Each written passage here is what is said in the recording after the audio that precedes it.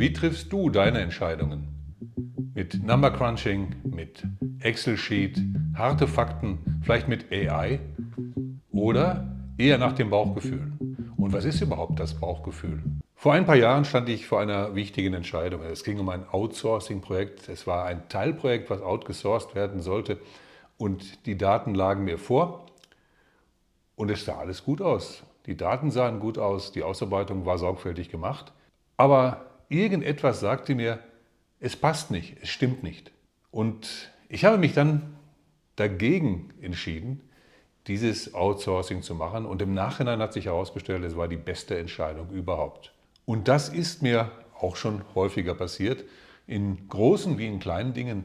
Eine größere Entscheidung war damals, als ich mich entschieden habe, in die IT umzuschwenken, etwas weg von der Wissenschaft. Und ich habe mir das auch überlegt und es sprach natürlich vieles dagegen, die bisherige Laufbahn hinzuwerfen und zu sagen, na, ich mache was Neues, weil natürlich dann diese ganzen Erfahrungen, die ich in dem Bereich gesammelt habe, nicht mehr relevant sind für weitere Bewerbungen zum Beispiel. Also es sprach einiges dagegen, trotzdem war mein Gefühl sehr stark pro IT und ich habe das dann gemacht und im Nachhinein auch, musste ich sagen, rückblickend, dass ich das nie bereut habe. Zumal ich dann auch irgendwann festgestellt habe, dass das wissenschaftliche Denken, was ich damals gelernt habe, auch sehr, sehr gut zur IT passt, nicht nur zum Programmieren, aber auch zur Projektleitung und zu allen anderen Dingen. Es hat mir auch in dem Zusammenhang sehr geholfen. Kleine Dinge auch, ein Programmierprojekt in den Anfängen meiner IT-Karriere zum Beispiel. Ich saß davor und sollte eigentlich eine größere Ausarbeitung, ein größeres Modul schreiben und ich hatte so ein Gefühl, ich mache erst den Rest zu Ende, den ich bisher gemacht habe und das neue Modul fange ich erst am nächsten oder übernächsten Tag an. Das habe ich auch gemacht und dann hat sich herausgestellt, da kam der Projektleiter und sagte, hör mal, das neue Modul brauchst du eigentlich jetzt gar nicht machen, weil wir haben das ein bisschen geändert. Wir werden das anders implementieren. Und da war ich heilfroh, denn sonst hätte ich mich 2 Tage hingesetzt, 1 oder 2 Tage hingesetzt und hätte Code geschrieben, den niemand gebraucht hätte. Also auch im Kleinen. Obwohl natürlich einen Tag in den Sand zu setzen, kann man vielleicht auch nicht unbedingt als klein beschreiben, aber es hat mir Zeit gespart und ich war froh, dass ich auf mein Gefühl gehört habe. Woher ich das wusste, kann ich im Nachhinein gar nicht mehr so genau sagen. Vielleicht hatte ich auf Meetings irgendwas zwischen den Zeilen gelesen. Es war eine Intuition, die ich hatte. Leg das mal einen Tag auf Eis. Und natürlich kennt fast jeder solche Momente, dass das Bauchgefühl sagt ja oder nein und der Verstand sagt aber etwas anderes. Und die Frage ist, sollen wir darauf hören oder sollen wir eher nicht darauf hören? Denn manchmal sprechen Fakten, ja, harte Fakten, Zahlen, Statistik, eine recht deutliche Sprache. Das heißt, sollen wir auf unser Bauchgefühl hören? Kann man dem Bauchgefühl vertrauen oder ist das nur Wunschdenken? Und damit sind wir eigentlich auch schon so ein bisschen bei dem letzten Video, beziehungsweise bei dem Übergang. Wir hatten über Synchronizitäten gesprochen und da habe ich auch gesagt, dass eben diese Synchronizitäten, das Zeichen, keine Befehle sind. Sie nehmen dir keine Entscheidungen ab. Sie sagen nicht, mach das oder mach das Projekt oder mach das Outsourcing-Projekt nicht, sondern Synchronizitäten oder Zeichen können eine Richtung vorgeben. Aber wie treffen wir am besten Entscheidungen? Ja, und eine mögliche Antwort ist durch Intuition. Intuition ist nicht das gleiche wie Zeichen von außen. Sie kommen aus einer anderen Quelle, die etwas schwer zu fassen ist und darum soll es hier in diesem Video auch gehen. Aber das Gute daran ist, obwohl schwer zu fassen, ist diese Quelle zumindest teilweise wissenschaftlich erklärbar und auch schon erforscht. Einfach erklärt, das Gehirn arbeitet im Prinzip auf 2 verschiedenen Ebenen. System 1 ist schnell, automatisch, unbewusst und das ist die Ebene der Intuition. Und System 2 ist langsam, analytisch, bewusst und das ist die Ebene der logischen Planung, der Logik und der logischen Entscheidungsfindung. Und beide sind sehr wichtig. Aber oftmals überschätzen wir das System 2, eben die Logik, die logische Planung und die analytische Planung. Und der Mindset dahinter ist, ich muss alles abwägen, ich muss alles berechnen, ich muss alles analysieren, ich brauche einen Haufen Excel-Sheets, ich brauche Computer, ich brauche vielleicht AI. Ansonsten wird das nichts. Trotzdem lohnt es sich, sich mit dem System 1 mal näher zu beschäftigen. Denn hier läuft ein gigantischer Verarbeitungsprozess ab, dessen wir uns gar nicht bewusst sind. Wir merken es nicht. Jeden Tag nimmt dein Gehirn Millionen von Eindrücken auf. von anderen Menschen. Das geht über die Gestik, über die Sprache, über Gerüche. Ganz wichtig, die Körpersprache. Und das sind alles Dinge, die wir in der Regel nicht bewusst wahrnehmen. Aber das Gehirn nimmt es wahr und speichert es ab, bewertet es, speichert es ab und ordnet es bereits bestehenden Datenbeständen zu. All diese Dinge werden abgespeichert, zu Mustern verknüpft und emotional bewertet. Und wenn dann eine neue Situation entsteht, greift dein Gehirn blitzschnell auf diese Muster zu. Das heißt, du brauchst gar nicht darüber nachdenken, denn in manchen Situationen und vor allen Dingen auch natürlich in der Entwicklung des Menschen gibt es sehr viele Situationen, in denen eine ganz schnelle, intuitive Bewertung wichtig ist.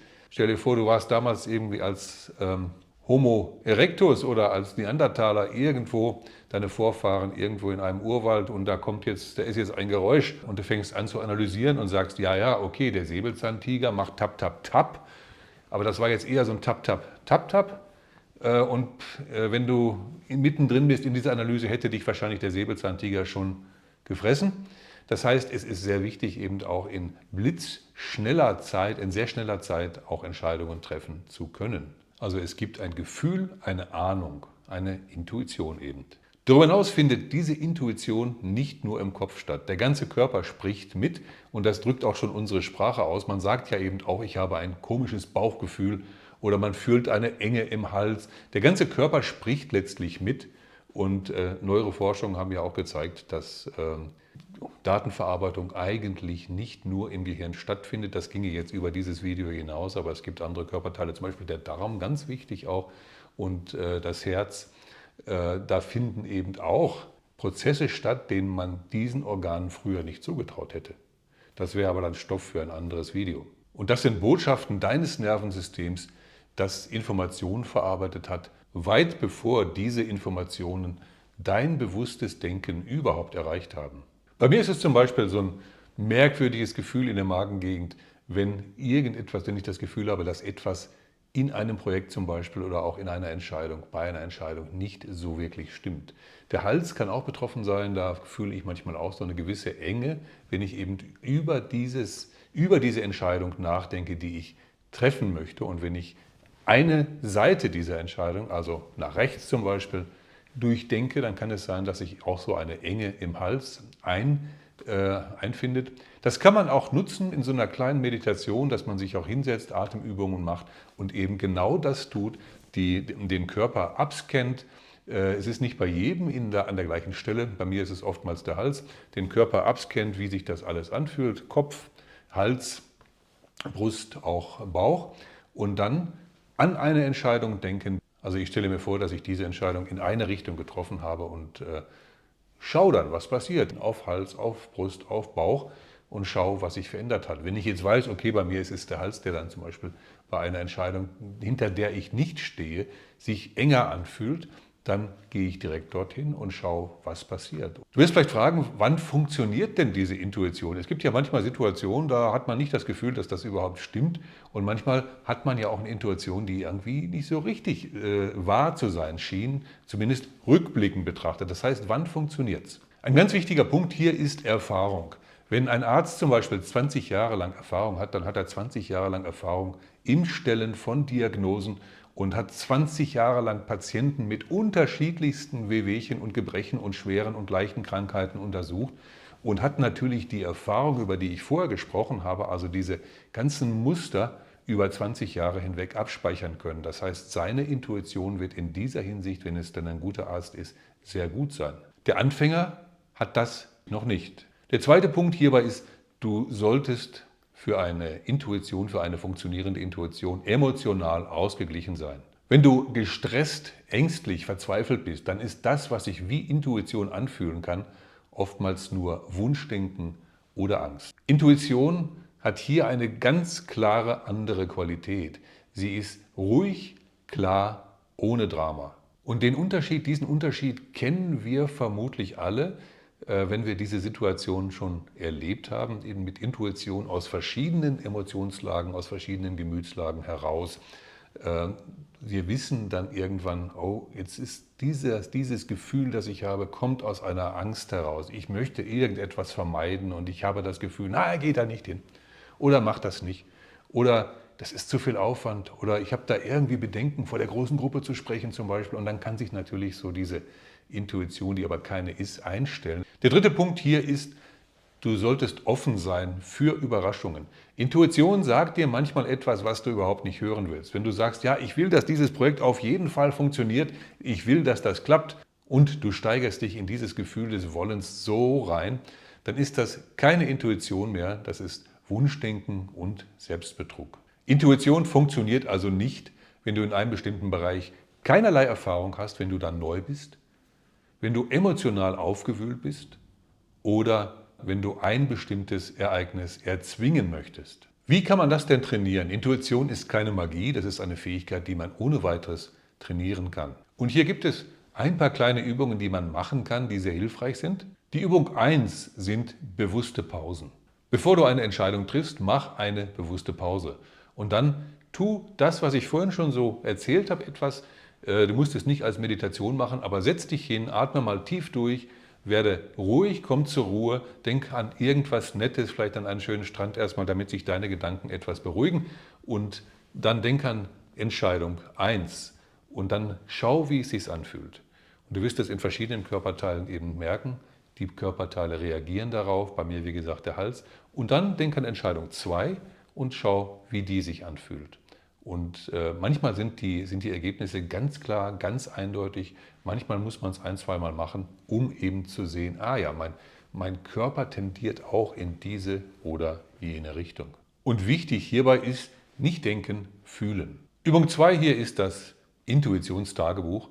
Aufschreiben ist ja bei vielen, vielen Dingen auch recht wichtig, denn ansonsten sind viele Erfahrungen, die wir machen, irgendwann wieder vergessen und wir haben sie dann mehr oder weniger umsonst gemacht. Das heißt, einfach mal aufschreiben, wenn du ein starkes Bauchgefühl hast, schreiben, welche Entscheidung du getroffen hast. Ja, und dann nach einer Woche mal schauen, wie ist es ausgegangen? War das eine gute Entscheidung? War das eine schlechte Entscheidung?